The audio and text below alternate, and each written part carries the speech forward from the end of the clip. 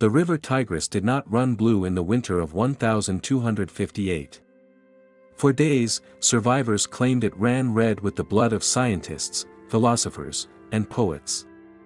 Then, it turned black stained by the ink of 1,000,000 books thrown into its waters.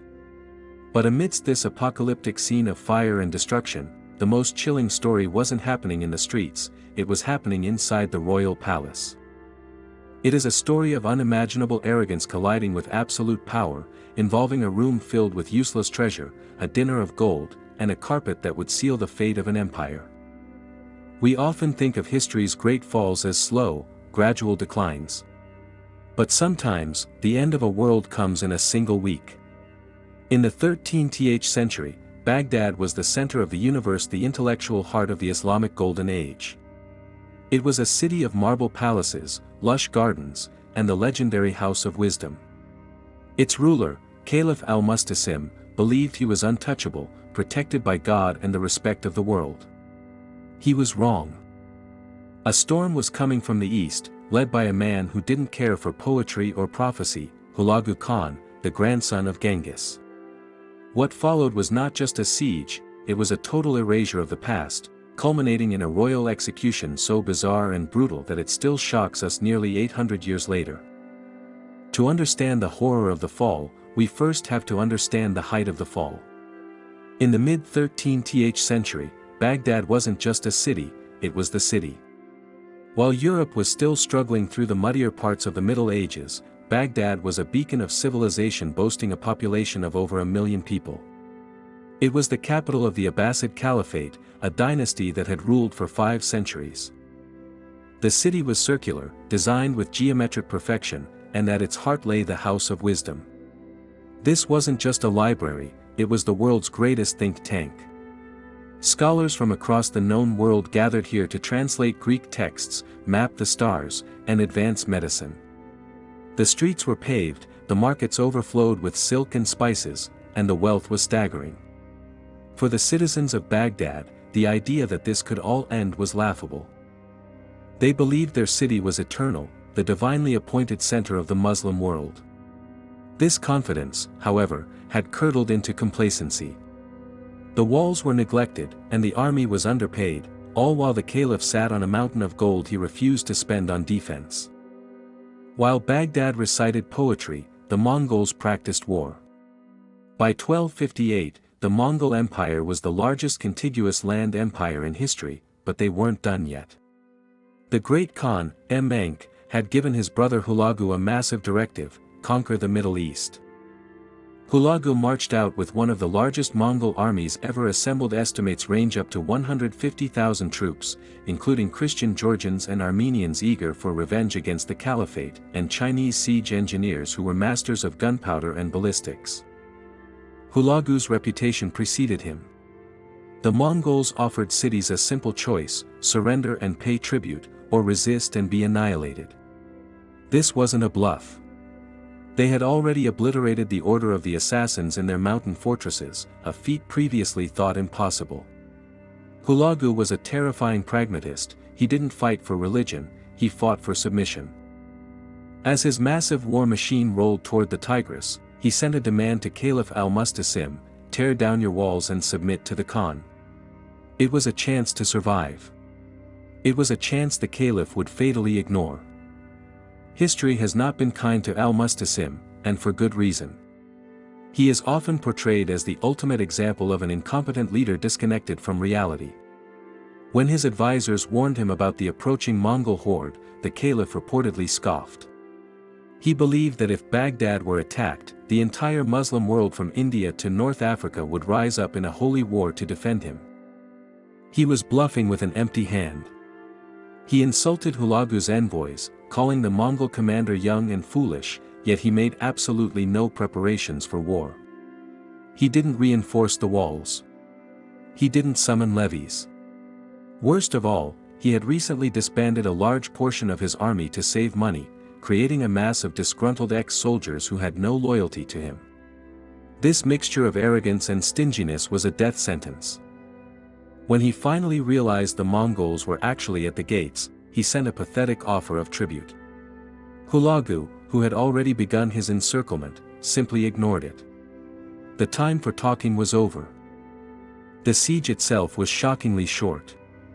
It began on January 29, 1258, and effectively ended by February 10. The Mongol engineers, utilizing their Chinese expertise, constructed a palisade around the entire city, trapping the inhabitants like fish in a net. They set up massive catapults and mangonels, raining heavy stones and flaming naphtha pots against the city walls. Hulagu also used the terrain against the city.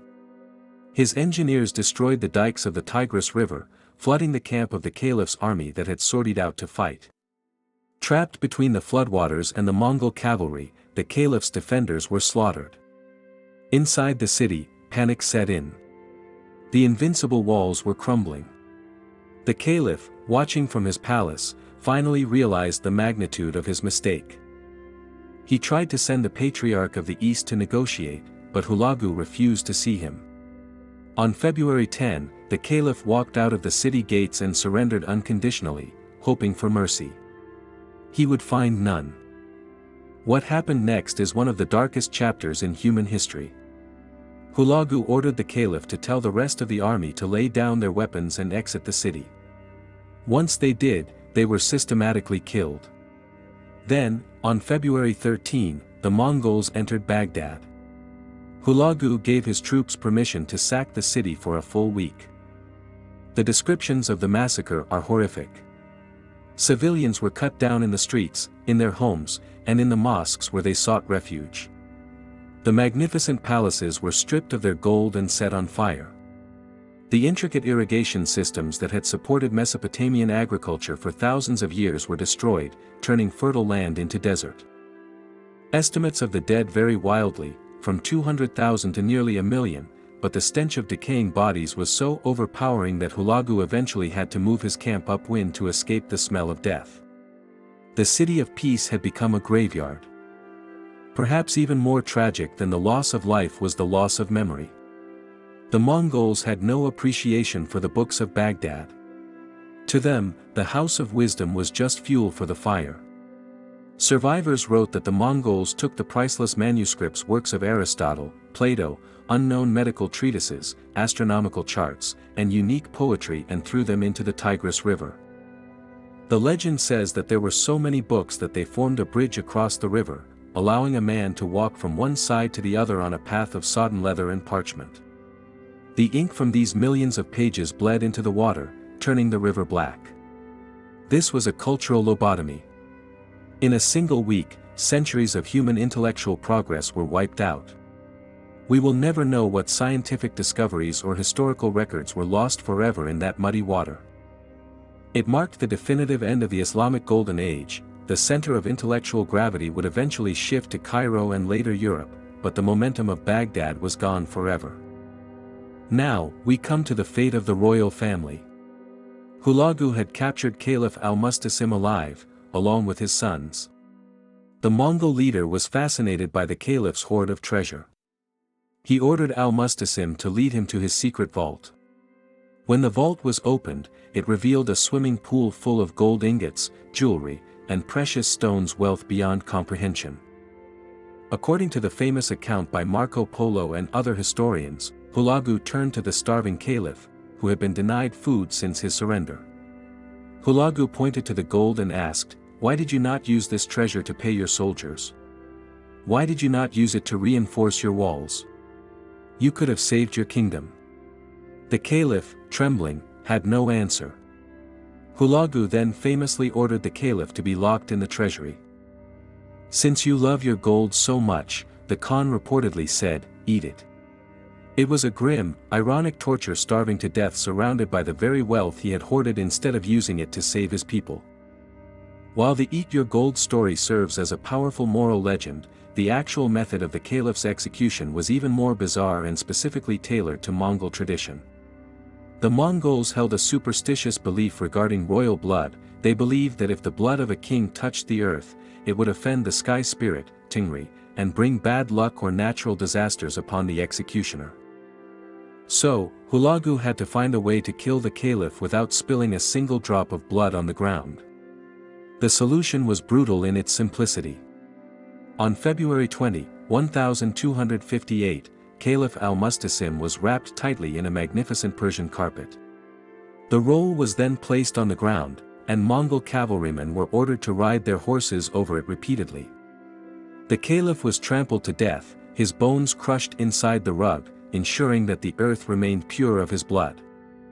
His sons and the rest of the royal family were executed shortly after, effectively extinguishing the Abbasid line that had ruled since the year 750.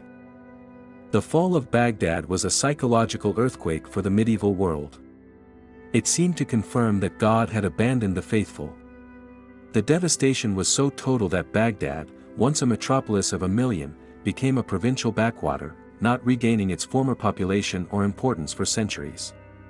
The agricultural infrastructure of Iraq was so thoroughly wrecked that the region arguably never fully recovered its ecological fertility.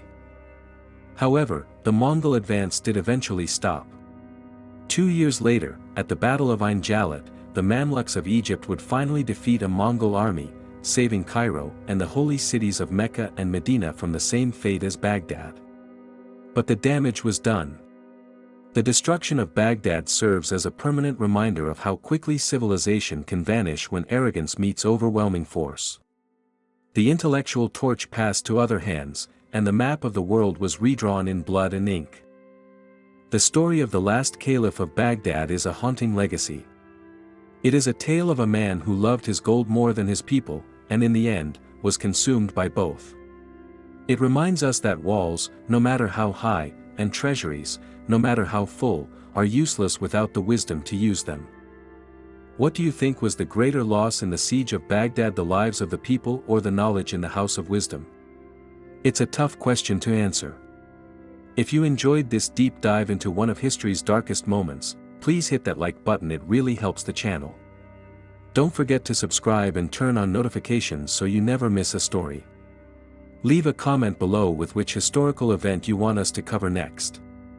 Thanks for watching, and I'll see you in the next video.